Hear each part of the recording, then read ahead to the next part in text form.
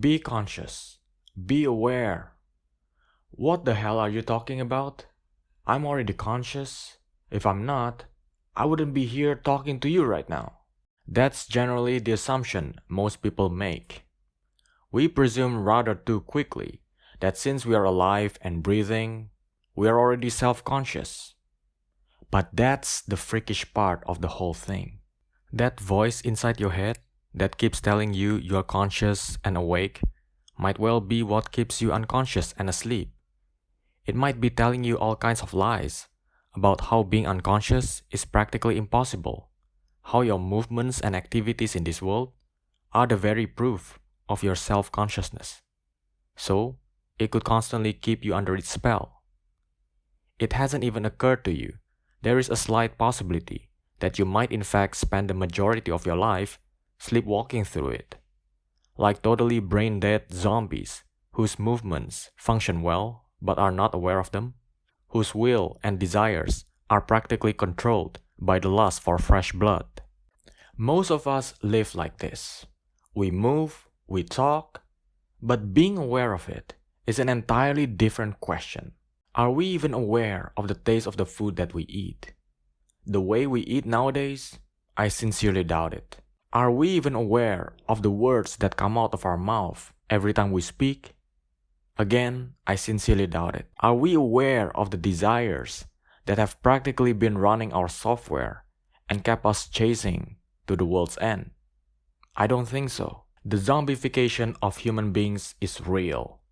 We are not conscious human beings. We are merely walking zombies. If you genuinely believe that you have been awake, consider again. It could be your own mind that's been saying this to keep you asleep. However, all hopes are not lost. It's possible to snap out of this whole mass hypnosis. It just requires lots of consciousness work. According to brain experts, your brain processes roughly 70,000 thoughts every single day. Being bombarded by such multitude of thoughts, it's extremely difficult not to get carried away by at least one of these thoughts. And that's the whole challenge, to resist being identified with your thoughts.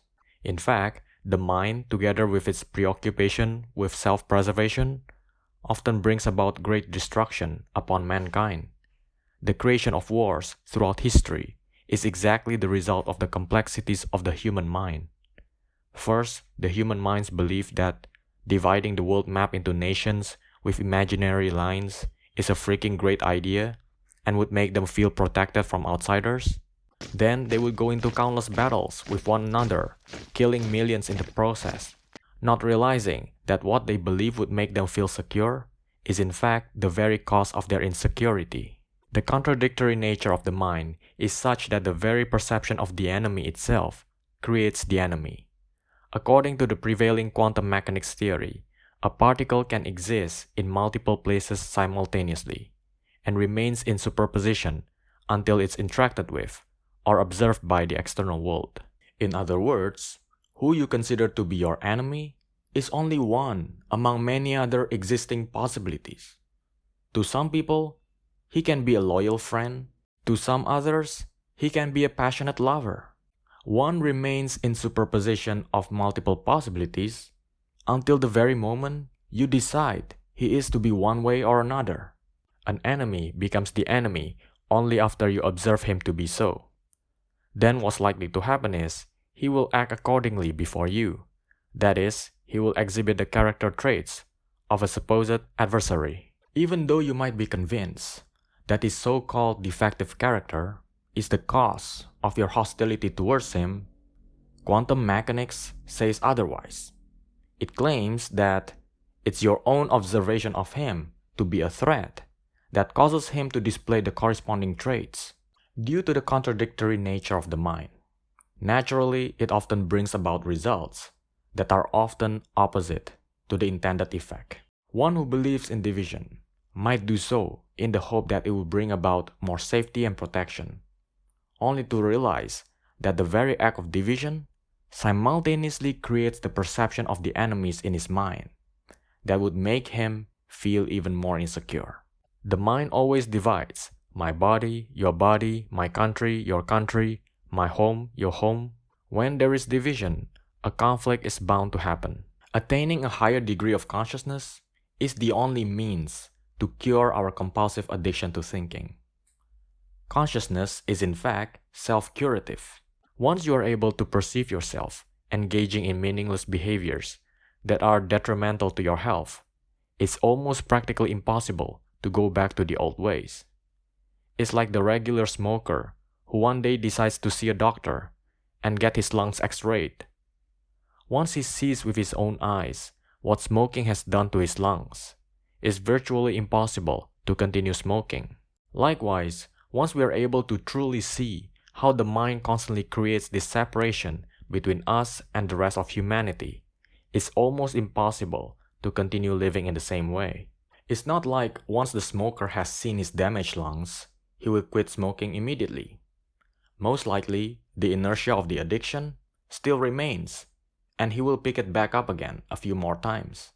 But the initial perception of the cancerous cells hanging around inside his lungs is very likely to leave such a lasting impression on his consciousness that every time he has the urge to pick up a cigarette, gradually he would be less inclined to do so. Even after the first few times you are able to perceive how your mind works, the compulsion to thinking is likely to remain for some time, but its hold over you will grow weaker over time. Only an insane person would go on destroying himself even after realizing what he has done to himself. With that being said, it doesn't mean that from now on, all thoughts should be banished and all thinking is to be eliminated from our life. Under its grip, sure, the mind can be a dangerously self-destructive weapon, and yet it remains the most sophisticated software ever to be created, that can be extremely useful only if we learn how to be its master. With a more refined consciousness, we now possess the intelligence to let go of the mind's perpetual need for self-survival, having realized that once we begin to include other human beings as part of our living experience, they will also do the same for us. If we take care of others, others will take care of us in return. The purpose of the entire consciousness work is to bring many fragmentary minds into a single unitary whole.